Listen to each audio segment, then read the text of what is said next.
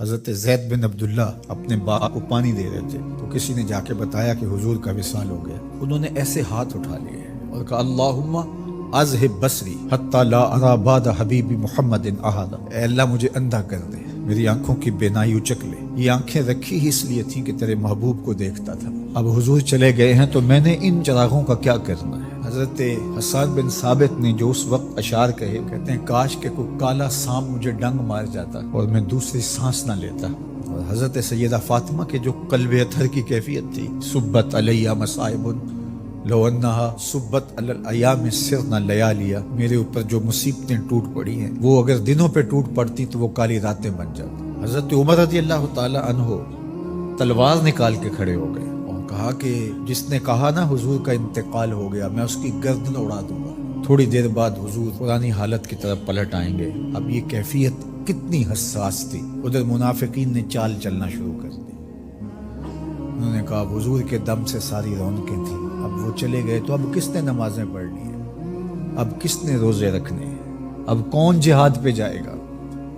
جب وہ ہی نہیں رہے تو ساری کہانی ختم ہو گئی۔ تو انہوں نے اس طرح سے چال چلنا شروع کر دی۔ اور حضرت عمر کہتے تھے کوئی بولے تو صحیح، کتنا نازک وقت تھا۔ اس وقت میں حضرت ابو بکر آئے رضی اللہ تعالیٰ عنہ، ان کا کلیجہ تو پھٹ رہا ہوگا، لیکن یہی موقع تھا حضور کے مشن کو، حضور کی فکر کو، حضور کے دیے ہوئے نظام کو سنبھالنے کا۔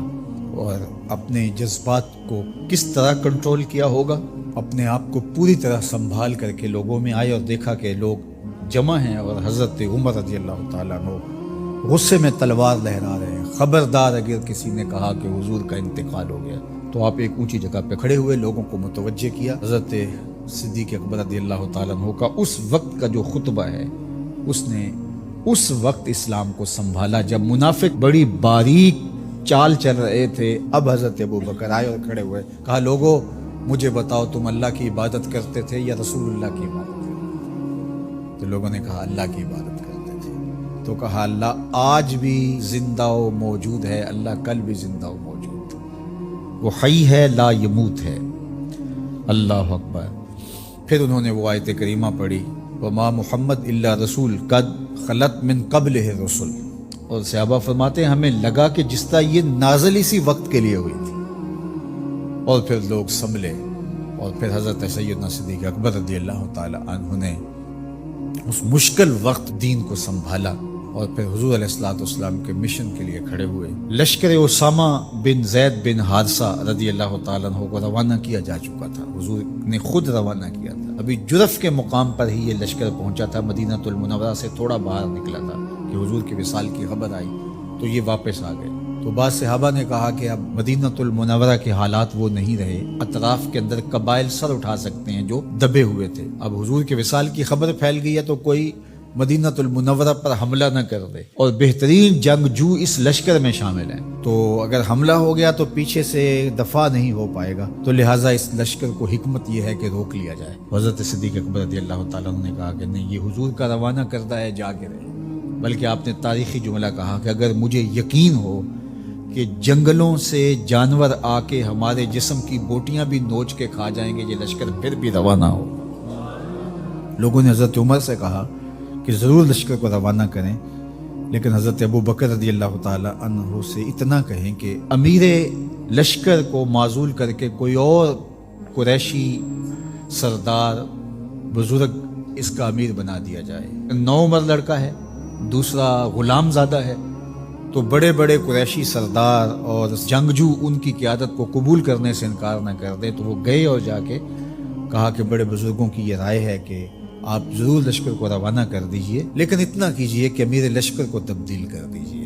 حضرت صدیق اکبر کے چہرے پر جلال آ گیا اور آپ نے جو جملے کہے وہ اتنے سخت تھے، سقلت امک یبن خطاب، اے خطاب کے بیٹے تیری ماں تجھ کو روئے۔ استعملہ رسول اللہ وقد تامرنی ان اعزلہ، ان کو امیر لشکر اللہ کے رسول نے مقرر کیا ہے اور میں کون ہوتا ان کو معزول کر دوں؟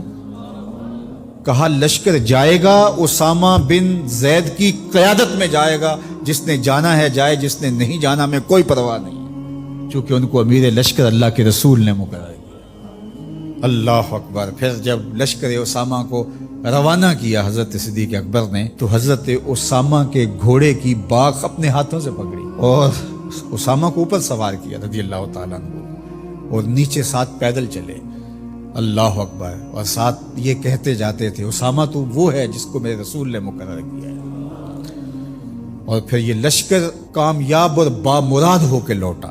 تو یہ سیدنا صدیق اکبر رضی اللہ تعالیٰ عنہ کا حضور علیہ السلام کے فیصلوں کو من و عن قبول کرنے کا جذبہ تھا، جس انداز سے انہوں نے حضور علیہ السلام کی فکر پہ پہرا دیا، حضور کی تعلیمات کو اجاگر کیا اور حضور کے فرمان کو حرف آخر سمجھا، اور اس کے بعد انہوں نے اپنی رائے کو وہاں فنا کر دیا۔ صلح حدیبیہ کا موقع آیا تو 1400 اصحاب تھے، قریش نے کہا ہم عمرہ نہیں کرنے دیں گے، تو وہاں سے ایک معاہدے کے ذریعے واپس آنا ہوا۔ تو حضرت عمر نے کہا ابو بکر ہم دب کے صلح کیوں کریں، صلح کی شرائط تو برابر کی ہونی چاہیے۔ تو حضرت ابو بکر صدیق کا صرف ایک لفظ دیکھیے، انہوں نے کہا عمر کیا یہ صلح نامہ حضور نے قبول کیا ہے؟ کہا کیا ہے۔ کہا ہوا رسول اللہ، کہا وہ اللہ کے رسول ہے۔ اللہ اکبر، کثرت صوم و صلات کی وجہ سے افضل نہیں ہے، بلکہ حضور کے لیے اطاعت و انقیاد، فرما برداری، اور حضور علیہ السلام کے لیے بس اپنے آپ کو قربان کر دینے کا وہ جذبہ، وہ آپ یہاں دیکھتے ہیں تو بدرجہ کمال آپ کو نظر آتا ہے۔ فرمایا کہ میں اللہ کے علاوہ اگر کسی کو خلیل بناتا تو وہ ابو بکر کو بناتا، لیکن میرا خلیل اللہ ہے۔ اللہ اکبر، امن الناس بر مولائے ما، کلیم اول سینائے ما، ہستیو کشت ملت راچو ابر، ثانیے اسنینو غارو بدرو قبر۔ دیکھیے کہاں کہاں حضور کی قربت۔ یہ شک ہووی تے چل مدینے، جے شک ہووی تے آ تک لے جوڑ مزاراں دا بن یار نبی نے۔